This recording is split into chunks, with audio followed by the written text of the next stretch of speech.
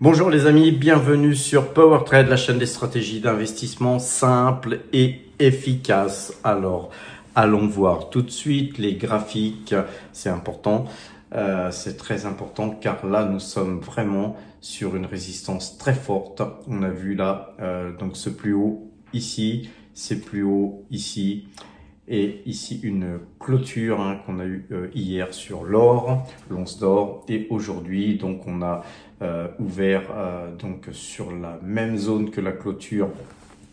Donc aujourd'hui, on a fait des hauts et des bas, mais la bougie, eh bien, c'est un yin-yang. On a un positif-négatif qui fait que, voilà, en tout cas, l'or baisse de 1,26%. On n'arrive pas à casser donc cette ligne de coup pour l'instant. Alors, bien, voilà, on attend, les amis, c'est toujours long de pouvoir concrétiser des gains. Vous savez qu'on est assez acheteur sur les minières. Sur le Brent, même chose, on a une configuration compliquée car vous savez que là, nous là, c'était ce trend rouge là qu'on voulait voir casser. Faut dire qu'il y a eu une telle envolée sur le Brent, donc effectivement. Quand on avait cassé ce trend là rouge, je vous ai dit que c'était très bullish sur l'or et que ce trend blanc nous mettrions peut-être plusieurs jours pour l'atteindre. Bien évidemment, avec les circonstances actuelles, donc avec les tirs israéliens sur l'Iran, eh bien effectivement le pétrole a explosé à la hausse pour se raviver en fin de séance. Donc hier pour ouvrir très haut ensuite quasiment sur les plus hauts de la veille avec eh bien des prises de bénéfices, comme on peut le voir aujourd'hui avec donc 1,41% de baisse. Alors cependant sur le Brent, eh bien ça bouge dans tous les sens et on va bien tout simplement mettre les bandes Bollinger. Et aux surprises, vous voyez que eh bien la bande Bollinger elle est juste ici. Donc qu'est-ce qui s'est passé? Eh bien tout simplement, techniquement, le Brent est revenu donc sur la bande Bollinger. Donc rien de spécial, va-t-on dire, sur le Brent, alors que effectivement on peut être un peu déçu de la configuration là, parce qu'on pourrait se dire ce gap là ici, eh bien ça aurait pu nous amener pourquoi pas sur les $80 ou $81. Eh bien non, tel n'a pas été le cas. Alors en tout cas on a toujours cette tête-épaule inversée avec objectif quasiment atteint. Donc on peut se dire que pourquoi pas une phase de hausse peut-être plus raisonnable à présent. Et puis vous savez qu'il va y avoir des hauts et des bas en fonction effectivement du nombre de bombes tirées d'un côté ou de l'autre, le nombre de morts d'un côté ou de l'autre, les cibles atteintes, puisque Israël a des tirs très ciblés. Et puis donc voilà, effectivement, là je regardais par exemple sur les échos là, Israël, Iran, tuer l'ayatollah Khamenei mettra fin au conflit, dit Benjamin Netanyahou. Donc évidemment ce genre de phrase, effectivement, ça met de l'huile sur le feu. En tout cas, moi ce que je pense, c'est que les Israéliens ont joué très tactiquement, puisqu'ils ont éliminé Bachar al-Assad, puisqu'ils ont quasiment rasé la Palestine, et maintenant ils s'attaquent à l'Iran. Donc un plan bien programmé, vais-je dire, militairement. Par contre, s'attaquer à l'Iran c'est quand même la 5e puissance militaire mondiale. À ce que j'en sais, je pense qu'ils se sont en plus surarmés, donc on sous-estime aussi leur armement qui est tenu secret dans des bases souterraines, etc. Mais on sous-estime aussi peut-être la capacité d'Israël avec son renseignement, avec le Mossad, etc. Donc c'est une guerre certainement très très violente qui va certainement continuer. Elle ne fait que commencer. Et donc, en termes de pétrole, je pense que forcément, si cette guerre elle perdure, eh bien le prix du Brent ne pourrait certainement que monter. D'ailleurs, je pense que c'est ce que les opérateurs ont tout de suite décidé. Ils ont acheté. Et puis là, il y a une phase de doute. Vous savez, les marchés futurs, hein, c'est compliqué. Il y a des périodes où il y a des moments donnés, c'est la livraison, etc. Donc, laissons un petit peu les prix se faire. Regardons un petit peu aussi comment les combats se passent, qui marquent des points. Hein, c'est un peu malheureux, mais en fait, c'est simplement une question comptable qui va gagner cette guerre.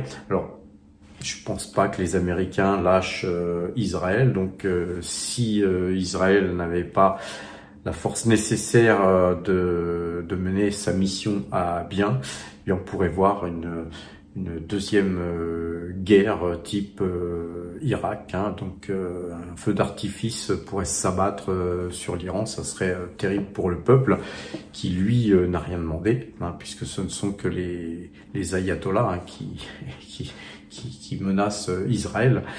Voilà, donc on n'est pas là pour faire de la politique, mais on est là pour essayer de comprendre ce qu'il se passe et où pourrait aller le pétrole. Alors, où pourrait aller le pétrole? Tout va dépendre. Effectivement, vous voyez qu'il y a tout un tas de zones ici que je vous avais tracées la dernière fois. Globalement, hein, sans penser forcément retourner sur les plus hauts, hein, puisqu'on est quand même, somme toute, très loin, je pense que là, le premier objectif, il est ici, hein, c'est les 87-88 $. Je pense que ça, on va très certainement y aller progressivement. Maintenant, il faut savoir que Trump, lui, fait tout ce qu'il peut pour que le pétrole reste bas. Pas trop bas non plus, puisque sinon les Américains pourraient pas extraire leur pétrole d'une façon rentable. Mais je pense que pour les Américains, un pétrole sur cette zone de 70-80 $, pour eux, c'est ce qu'ils souhaitent. Maintenant, c'est ce qu'ils souhaitent sans guerre. Avec une guerre, on peut souhaiter des choses, mais elles ne sont pas forcément dans l'ordre des choses, on va dire. Hein. Donc là, cet objectif-là que je vous ai dit de 80 $, je pense qu'on va y arriver. Après, il faudrait voir si cette guerre s'étend, si les Iraniens bloquent le détroit d'Ormuz, ben là, ça va être une autre histoire. Et quand on parle d'une autre histoire, là, ça va être forcément eh bien, des prix du Brent hein, qui vont aller sur les 95-96 $ minimum. Et si on cassait ça, on retournerait sur la zone des 100-103 $. Donc voilà mon analyse, moi, en tout cas en termes graphiques. Et les graphiques ne vont refléter évidemment que l'état de la situation sur le terrain et l'état de la situation militaire des deux côtés. Alors globalement, hein, ça c'est le scénario le plus optimiste, hein, puisque le retour à 100 $, ça serait très certainement le plus optimiste. Maintenant, il faut savoir que le monde entier ne dépend plus du pétrole comme autrefois où on dépendait du pétrole d'Arabie Saoudite hein, et du secteur Iran, Irak, Arabie Saoudite. Là aujourd'hui, les Américains eux sont bien contents d'être le premier producteur mondial et donc le pétrole américain lui il passe directement sans passer par le détroit d'Ormuz. Donc il faut savoir réviser ces chiffres. Mais en tout cas, il est fort probable, comme je le disais tout à l'heure, qu'on aille rejoindre les 88 $. Hein. C'est ma zone, moi, où je pense être peut-être en capacité de voir après où seront mes titres, hein, puisque j'ai beaucoup de valeurs pétrolières et donc c'est vrai qu'à 88 $, il faudrait voir temps de guerre, comment les gens se projetteraient hein, en termes de prix. Donc si on pourrait peut-être avoir des extractions de performance à faire hein, sur nos pétrolières. Mais là, pour l'instant, on est encore assez loin de 88. Mais comme vous avez vu, hein, quand ça part, dans une configuration comme aujourd'hui, on pourrait très bien, eh bien voir tout exploser rapidement. Et dans ce cas-là, il faut pas croire pouvoir rentrer dans un marché comme ça, rentrer sur le marché du pétrole en pleine explosion, ça n'a pas de sens. Il fallait être positionné comme je le suis depuis longtemps, car je pense que le pétrole est une assurance. La preuve, c'est une assurance, on va dire pas tout risque, hein, mais une assurance contre la guerre. Après, l'or, l'argent, les minières, ça a été aussi donc une décision pour nous de se protéger, hein, surtout sur les probabilités, hein, de la faillite des États-Unis. Vous voyez que sur l'or, on est mieux orienté même que le pétrole parce que la figure est belle et que ça se dessine très proprement, contrairement au Brent qui lui est parti sur les chapeaux de roue. Alors, on va regarder les graphiques. Alors là, je vais vous montrer donc une valeur, hein. On avait écrit un article pour les premiums, je sais plus à combien, c'était sur les 800 et quelques, je vous en parlais. Voilà, nous on a fait un petit aller-retour où on a fait 20% dessus et voilà, je suis sorti comme un péteux, mais j'ai pris mes 20%. Voilà, c'est mon temple des regrets, car aujourd'hui, non seulement cette valeur a continué à monter, mais aujourd'hui, cette valeur a pris 25,58%. Donc vous voyez que pour les premiums, hein, je sais que certains premiums sont encore dessus. Bravo, hein, si vous avez tenu votre position. En tout cas, nous sommes assez positifs sur cette valeur, hein. C'est peut-être même la seule valeur japonaise sur laquelle je reviendrai peut-être, hein, si elle faisait un bon pullback ou si elle faisait un petit signal de vente sur la moyenne de 12 et puis qu'on aurait un nouveau signal d'achat ensuite, pourquoi pas refaire une petite ligne, mais pas à ces prix-là quand même, hein. Voilà. Quand on a loupé le train, encore une fois les amis, il faut savoir passer à autre chose. On a Vale, une valeur là qui fait son pullback, hein. On va regarder si on est bien en clôture. Voilà, elle avait fait son petit pullback, elle est repartie sans même croiser la moyenne de 12. Donc très beau mouvement, hein, sur Vale. Et puis là on a une tête épaule inversée aussi. Alibaba, alors Alibaba, elle est toujours vendeuse, mais on a quand même une hausse de 3,20%. Je vous rappelle que c'est une valeur que je surveille, hein, de près. C'est une valeur sur laquelle on avait fait un achat à 72 dollars, hein. C'est une valeur voilà, qu'on a en portefeuille depuis pas mal de temps. On a déjà largué, hein, on a déjà vendu nos Alibaba sur le portefeuille PowerTrade. Par contre, sur le portefeuille débutant, eh bien, les Alibaba sont toujours en portefeuille. C'est une valeur, hein, qui a coté en son temps, hein, en octobre 2020, c'est une valeur qui a coté 315 dollars et quelques, et vous voyez que là on est à 116, donc je pense qu'il y a encore de la marge de progression.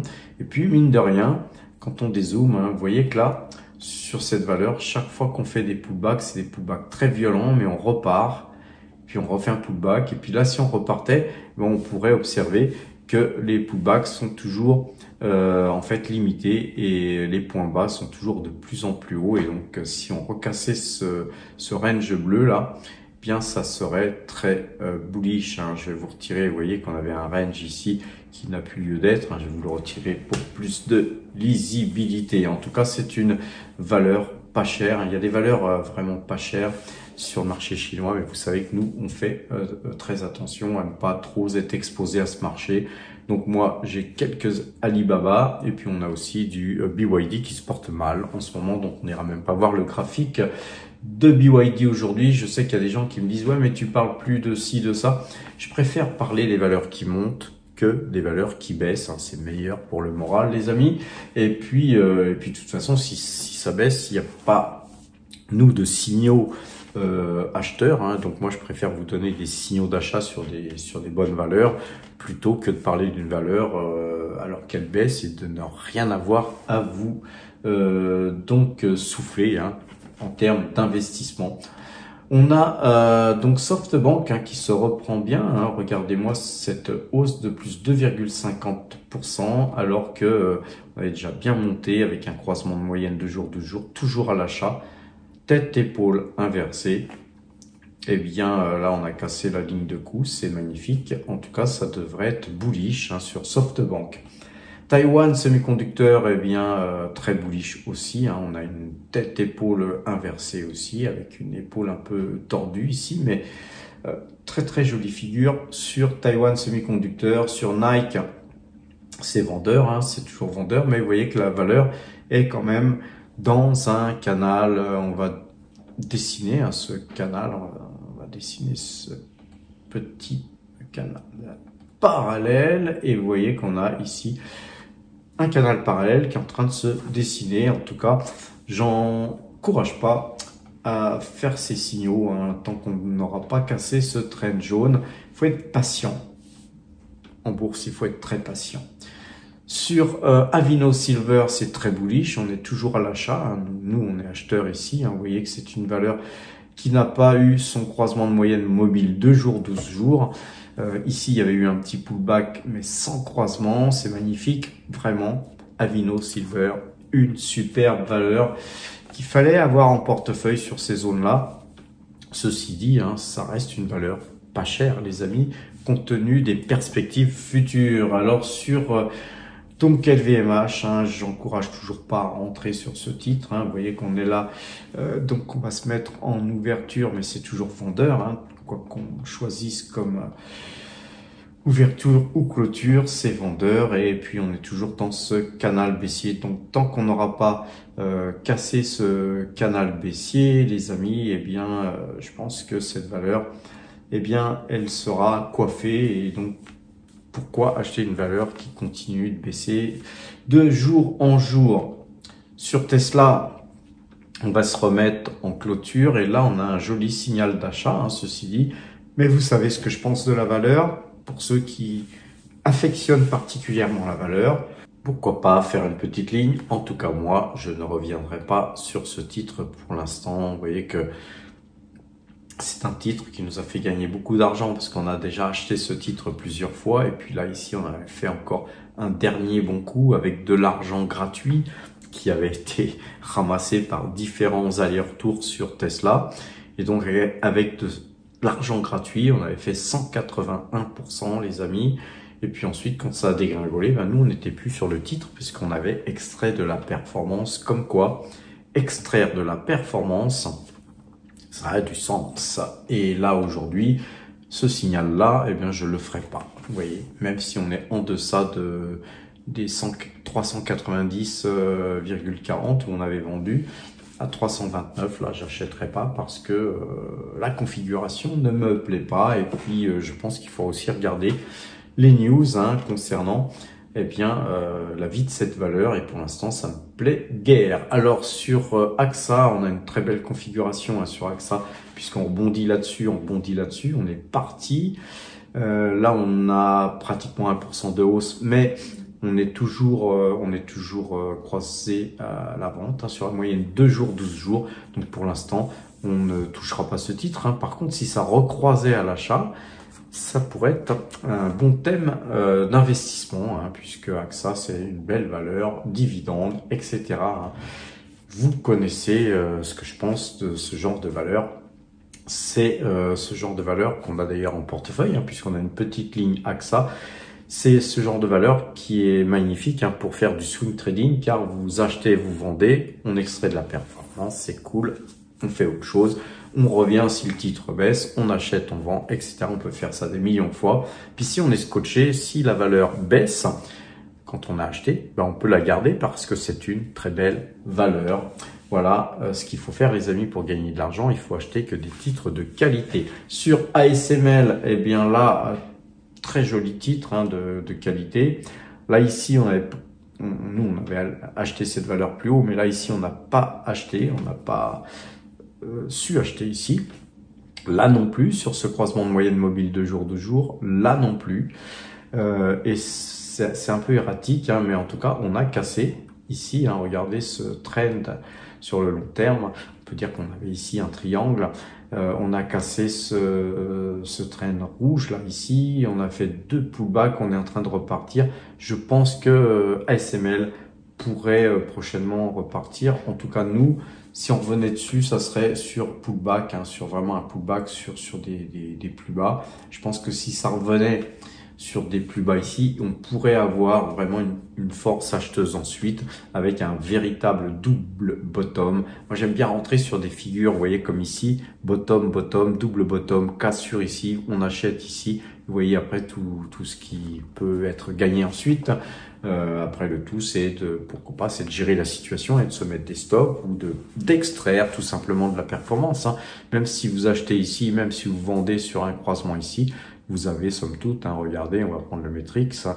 Si vous achetez ici et que vous revendez là, vous avez fait 12%, 13%, 12-13%, les amis, il suffit de faire ça plusieurs fois hein, dans l'année et puis finalement vous arrivez à essayer de faire une belle performance, hein, si possible supérieure à 20% en moyenne, hein, parce qu'on a forcément des titres sur lesquels on peut pas extraire de la performance, sur lesquels on est scotché. Aya Gold perd un peu de terrain aujourd'hui, pas grand chose, mais ce titre est passé vendeur, hein, moyenne de 12 à la vente.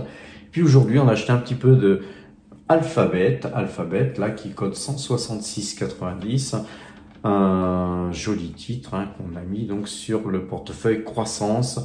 Donc là on a une belle configuration hein, haussière, là c'est en train de rebondir, là, ça va casser ici mais c'est en train de rebondir là-dessus.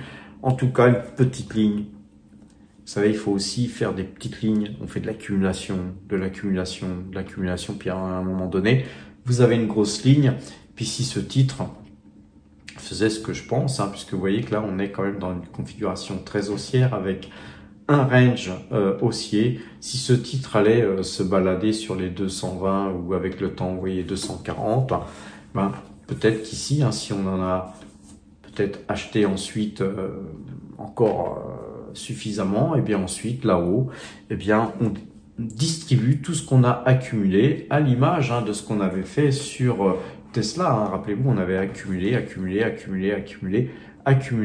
et ici, distribution, accumulation, distribution. Et tout ça avec des moyennes mobiles, des trends et tout ça, on s'aide bien sûr de techniques, les amis. Alors, Petrobras monte aujourd'hui, hein, on avait un double bottom, rappelez-vous. Eh bien, Petrobras profite hein, de cette figure.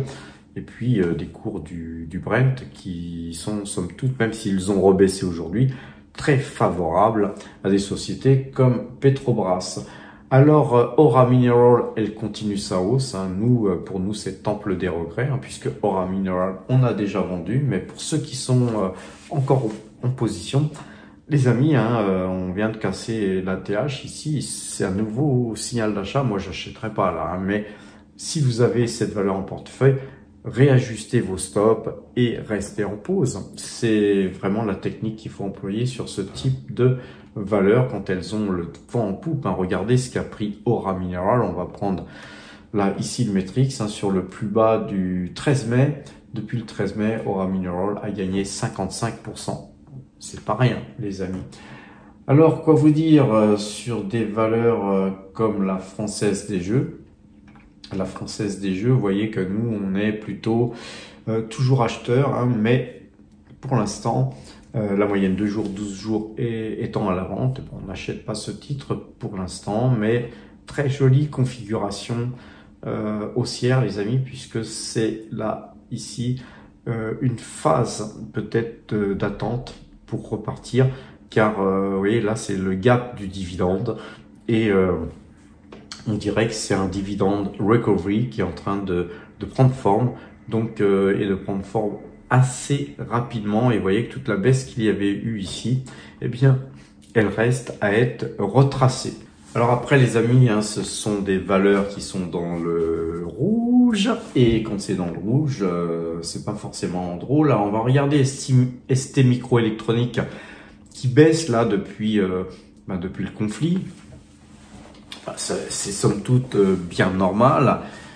Personnellement, voilà, nous on est toujours en position, hein, on est acheteur plus haut, nous, mais vous voyez, on a une magnifique tête-épaule inversée, comme sur beaucoup de titres. Moi, je pense que les marchés vont finir par exploser à la hausse, les amis. Et pourtant, la situation géopolitique internationale a tendance à nous prouver le contraire, n'est-ce pas? Donc l'avenir nous dira si ce que je pense pourrait se réaliser. On va regarder Toyota. C'est que Toyota, elle aussi, elle avait un graphique en tête-épaule inversé, mais là, on est en train de breaker là, ici l'épaule. Donc, c'est fini. Hein.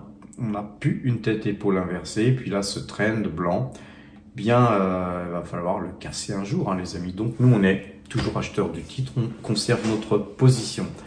Alors, concernant Total Energy, eh bien, aujourd'hui, évidemment, rebougie rouge. Hein, pourtant, on avait ouvert en hausse ce matin. Et puis, bien les cours du Brent ne s'étant pas concrétisés à la hausse, et bien Total a resuivi hein, le Brent, le mouvement du Brent durant toute sa baisse, et on va dire que c'est plus ou moins normal. En tout cas, moi, vous savez que Total Energy, tant qu'elle n'aura pas cassé ce canal baissier, eh bien voilà, on est très acheteur nous, parce qu'on a une grosse position Total Energy, puisque Total Energy c'est notre plus grosse ligne, mais voilà, j'encourage pas plus que ça à acheter ce titre. Hein. C'était à acheter sur ce croisement de moyenne mobile 2 jours 12 jours ici, ou sur le pullback de la 2-12. Mais là aujourd'hui, je pense qu'il faut rien faire. Il faut plutôt attendre de voir casser ce trend, et ce trend il sera peut-être cassé beaucoup plus bas, donc qui sait. Donc pour l'instant, on reste dans l'expectative hein, de ce qui va se passer entre l'Iran et Israël. Hein. Donc globalement, tout le reste, hein, c'est quand même des fortes baisses hein, qu'on a ici sur les valeurs comme d'ailleurs Pernod Ricard qui baisse encore de 1%. Donc vous voyez que c'est toujours pas acheteur Pernod Ricard. On a aussi Lotus Bakery qui repart à la baisse, moins 1,16%. On a sur les minières, hein, on a IAM Gold qui repart à la baisse aussi. Vous voyez L'Oréal qui perdait 3,55%, donc c'est reparti aussi à la baisse tout ça. Donc voilà, hein, je vais pas vous faire des